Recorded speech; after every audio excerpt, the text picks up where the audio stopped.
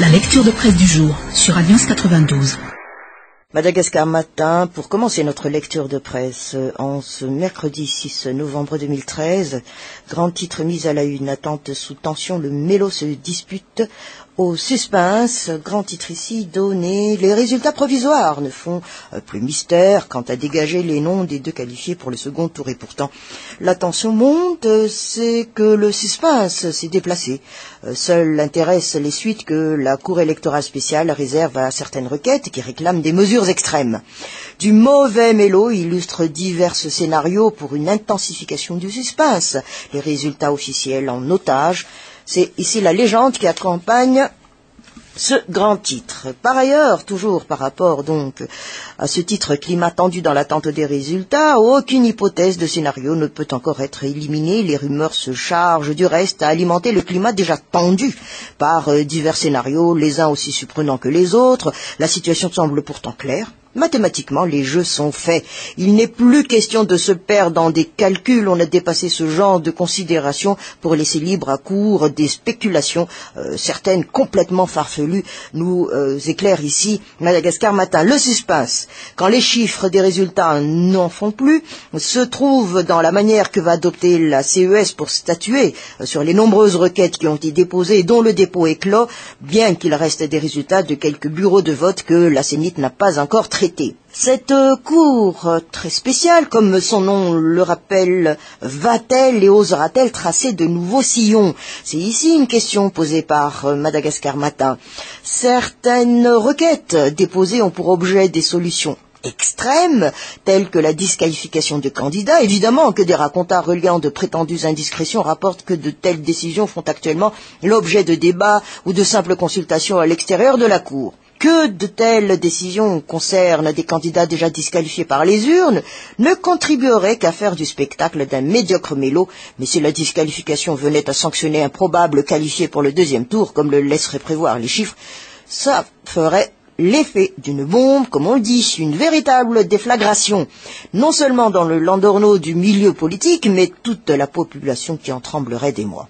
Simple émotion passagère peut-être, mais possible d'un début de trouble dont on ignore le développement, nous conclut ici cet article de Madagascar Matin. Le journal Les Nouvelles, reconstruction de Manzakamiad, elle a encore 20 milliards d'ariars et 3 ans de travaux, grand titre ici, donné, environ 20 milliards d'ariars, 3 ans et des conditions politiques stables seraient encore nécessaires pour la reconstruction du palais de la Reine, 18 ans après le feu qui l'avait consumé. Le Rouvre entend encore renaître de ses cendres. C'est la légende qui accompagne ce grand titre ici fourni par le journal. Mais toujours de notre situation politique, de la présidentielle a priori, le comité de pilotage en réunion, c'est ce que nous fournit ici en page 3 le journal Les Nouvelles, comme parmi ces articles. Une rencontre cruciale, Andjar, nous fait-on savoir. La Commission électorale nationale indépendante pour la transition, la présidence de la transition, le gouvernement, donc en l'occurrence le ministère de l'Intérieur, celui des Finances et du Budget, et les partenaires internationaux, notamment donc ici l'Union européenne et les Nations unies, seront présents donc aujourd'hui pour une première rencontre officielle après le premier tour de la présidentielle. Ainsi, on nous fait savoir donc que le rendez-vous portera sur le bilan du premier tour de la présidentielle, principalement sur le déroulement, les défaillances et la suite du processus électoral. Et justement, sur ces points, les observateurs nationaux et internationaux s'accordent à dire que, à l'exception de Benich, aucun événement majeur n'a entaché le déroulement du processus électoral sur le territoire national. Par contre, nous précise ici cet article du journal Les Nouvelles, sur le plan organisationnel, le cas des électeurs non inscrits sur la liste électorale et qui n'ont pas pu voter sera sûrement abordé, et ce d'autant plus que les polémiques ne cessent d'enfler sur le sujet, une occasion saisie par les réticents à affronter les urnes pour torpiller le processus en cours. Mais de l'information que l'on peut encore retenir de cet article du journal Les Nouvelles, les démembrements de la CENIT à travers donc les centres informatiques de district sont pendant ce temps à pied d'œuvre pour améliorer la liste électorale en vue du second tour du scrutin présidentiel prévu le 20 décembre de cette année. Cette dernière, c'est-à-dire ici donc le président de la CENIT, a d'ailleurs pris soin de noter que cet organe a toujours travaillé en étroite collaboration avec les chefs Fukutani. Voilà donc en ce qui concerne les préparatifs techniques des élections.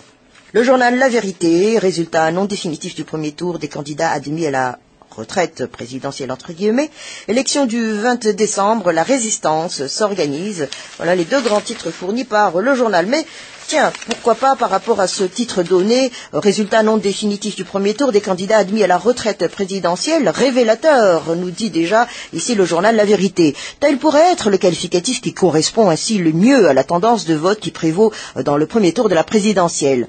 Donc, nous dit ici le journal, après les deux candidats qui sont à la tête du classement, à savoir ici Jean-Louis Robinson et Erdogan Mapian, là, ce qu'on dirait entre guillemets retraite présidentielle se profile à l'horizon pour la plupart des autres prétendants à la magistrature suprême.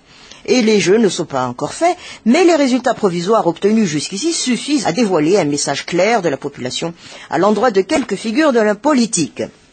Et si à défaut d'accès au fauteuil présidentiel, l'heure de la retraite a sonné pour certains candidats qui auront beaucoup de mal à s'essayer de nouveau à cette course. Implicitement, on nous dit ici le journal La Vérité, la population est plus incline qu'elle ne paraisse au renouvellement de la classe politique. Tout porte à croire que, les Malgaches sont toujours aussi fans de nouveautés et portent à tort ou à raison un intérêt particulier pour les nouvelles figures. Ici, au journal La Vérité, de nous en donner la preuve, les chevronnés du monde politique, tels que Lain Erik, genre Jameson Rakutmar ou encore Fetson Jenirin, n'ont pas drainé un nombre important de voix. Et donc, ici, si on se réfère aux chiffres de la Sénite, c'était hier à l'heure de 17h13, les deux candidats précités n'avaient pas dépassé le cap de 1%, tandis que le troisième en était à 1,09%. L'ancien président de l'Assemblée nationale, en pensant avoir postulé pour la bonne course, aurait finalement dû en rester à ses 11,68%, ce qui lui a valu la deuxième place derrière Mark Ravalman lors de la présidentielle, rappelons-le, c'était en 2006.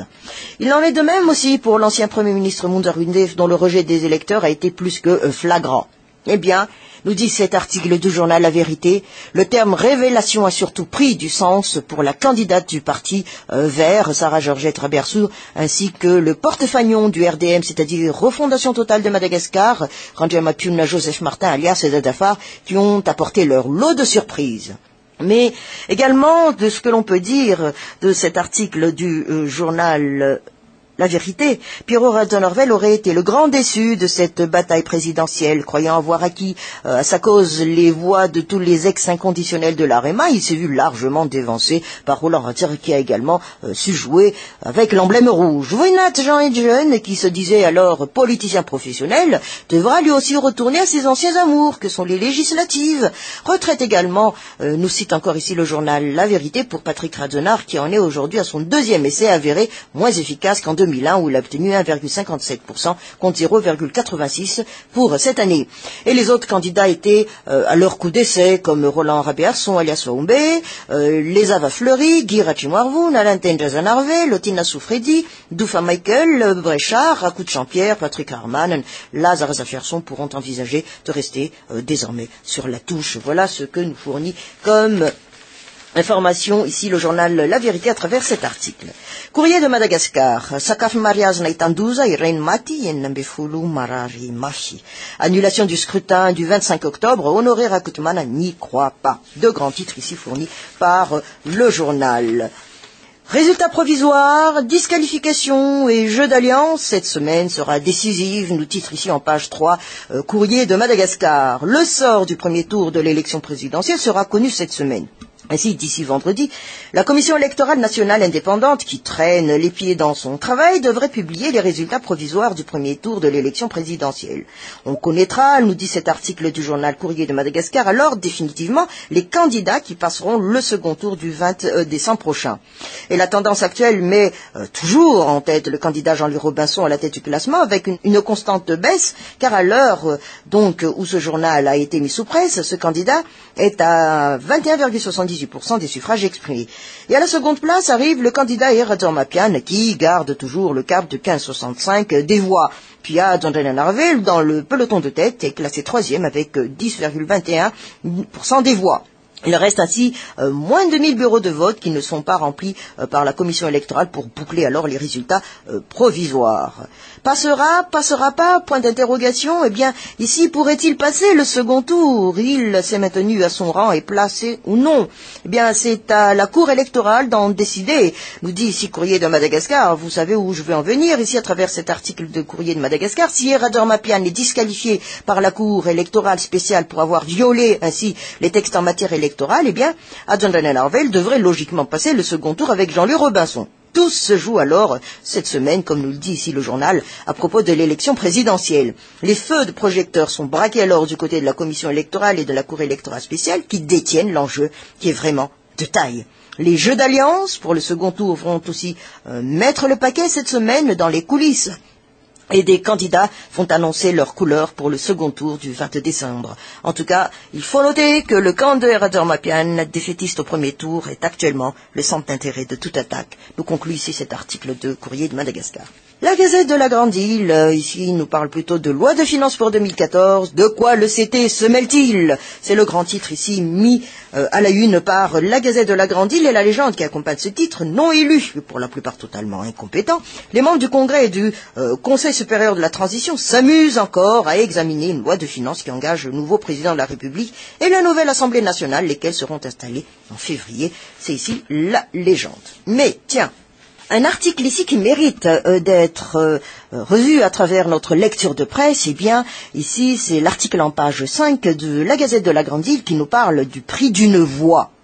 Par souci de simplification, supposons, nous dit ici la Gazette de la Grande Île, que 3 500 000 malgaches ont réellement voté lors du premier tour de l'élection présidentielle. Ensuite, prenons les cas des 3 candidats. Le premier candidat qui a dépensé 2 milliards d'arrière pour sa campagne a obtenu 2% des suffrages, soit 70 000 voix. On en déduit que chaque vote lui a coûté 28 571 arrières. Le second candidat a dépensé 800 millions d'arrières. Il a dépensé plus de moitié moins que le premier candidat. En revanche, il a enregistré 4% des votes, soit 140 000 voix. Par conséquent, toujours donc des calculs effectués ici par la Gazette de la Grande Île, chaque électeur lui a coûté 5 714 arrières. Enfin, en ce qui concerne le troisième candidat qui a investi 80 milliards d'arrières pour sa propagande, a recueilli 16% des suffrages, soit 560 000 bulletins de vote favorables, chaque vote lui a coûté, tenez-vous bien, 142 857 arrières. Eh bien, nous dit ici la Gazette de la Grande Île, ce calcul est certes théorique, mais il n'est pas fortuit. Et il montre à quel point les prétendants à la magistrature suprême sont inégaux devant la notion de rentabilité électorale. Le prix de revient du candidat qui a obtenu 4% des suffrages et de 5 714 arrières par vote, il est très inférieur donc et bien plus intéressant que celui du candidat qui a récolté 16% des voix en ayant investi 142 857 arrières par vote. Et si ce dernier finit par être élu chef de l'État, eh bien, nous dit ici la Gazette de la Grande Île, son prix de revient excessif passera inaperçu. Dans le cas contraire, eh bien, ses bailleurs pourront lui réclamer des comptes. Mais là où ça devient intéressant et subtil, nous précise ici la Gazette de la Grande Île, c'est que la rentabilité électorale est une chose et que la rentabilité financière est en une autre. Et les vaincus, en théorie au niveau des résultats électoraux, ne sont pas automatiquement perdants en pratique sur le plan financier. Les irrégularités du scrutin constituent l'excuse idéale pour certains candidats battus qui n'auront pas à rembourser ainsi leurs sponsors. Et pour le premier tour, ils ont dépensé des sommes folles qui ne leur appartenaient pas afin de mieux en détourner une partie. Et pour le second tour, ils monnaieront au maximum le report de voix. Le perdant à une élection ne sort forcément pas appauvri. Politique rime avec promesse, mais surtout avec business, Dixit, la Gazette de la Grande Île. Deuxième tour de la présidentielle, un front contre Robinson négocié à Maurice, c'est le grand titre ici fourni par Midi Madagascar. Et de sa colonne Vision, ici on nous dit vivement le 20 décembre. La CES a reçu donc une douzaine de requêtes sur les anomalies et les imperfections du scrutin du 25 octobre. On demande la confrontation des PV. On considère comme intolérable l'exclusion d'un grand nombre d'électeurs des listes électorales. Une poignée de candidats se considérant victimes réclament l'annulation du premier tour de l'élection présidentielle. Une des requêtes interpelle sur les irrégularités pendant la campagne de propagande et demande la disqualification de Hiratur Mapian, qui est bien placé pour disputer le second tour de l'élection. Eh bien, nous dit ici Vision de Midi Madagascar, la Cour électorale spéciale a du pain sur la planche. Ces décisions ne sont pas normalement susceptibles de recours. Elle détient les pleins pouvoirs sur les résultats électoraux et la promulgation définitive. Les surprises favorables ou défavorables aux candidats viendront d'elles-mêmes. Ainsi, nous dit ici toujours cette colonne de Vision de Midi Madagascar, après les annulations de candidatures qu'elle a effectuées au début de mandat, on la soupçonne fortement dans l'opinion publique de n'agir que dans l'intérêt de la communauté internationale. Quoi qu'il en soit, eh bien, le second tour est en gestation. Marc Ravalman et Andra Duel seront jugés par les électeurs à travers leurs candidats respectifs. Et pour le premier camp, deux objectifs sont affirmés. Le retour de l'exilé d'Afrique du Sud au lendemain de la victoire en mettant une croix définitive sur la période de transition, source de tous les maux politiques, économiques et sociaux. Et puis pour le second, nous dit ici Vision de Midi Madagascar, c'est changer l'histoire du pays avec une force nouvelle qui est prônée par le candidat qui se veut d'ouverture et de rassemblement. Mais ces partisans se positionnent comme des anti-retours de Marc Ravalman au plan politique. Eh bien, dans sa conclusion, à Vision de Midi Madagascar, de nous dire que les deux candidats du second tour ont besoin de ratisser large pour gagner. Pour qui penchera l'électorat devant l'enjeu principalement qui demeure l'avenir de la nation? Eh bien, vivement, le 20 décembre, conclut ici Vision de Midi Madagascar. L'Express de Madagascar, pour terminer notre lecture de presse, eh bien, l'écart se resserre en tête, grand titre ici donné. Mais parlons aussi d'autre chose. Qu'est-ce qui se passe ailleurs? Eh bien, au niveau social, l'enseignement supérieur gèle de 1,4 milliard d'arrière pour les étudiants en Chine. Nous titre ici en page 8, l'Express de Madagascar. Le paiement des frais d'inscription des loyers des étudiants en Chine traîne. Au mois d'août, eh bien, le ministère de l'Enseignement supérieur de la Recherche scientifique annonçait qu'il va ainsi résoudre les problèmes des 272 boursiers en Chine en payant les arriérés de leurs frais d'inscription et loyer qui s'élèvent ainsi à 1,4 milliard d'arrières pour l'année 2012. Presque 3 mois plus tard, nous dit ici cet article de l'Express de Madagascar, la dette n'est toujours pas payée. En réalité, nous éclaire-t-on ici, la somme n'a pas encore bougé des caisses de l'État. Nous attendons le visa de la présidence de la transition pour envoyer la somme des crédits supplémentaires du ministère à notre ambassade de Chine.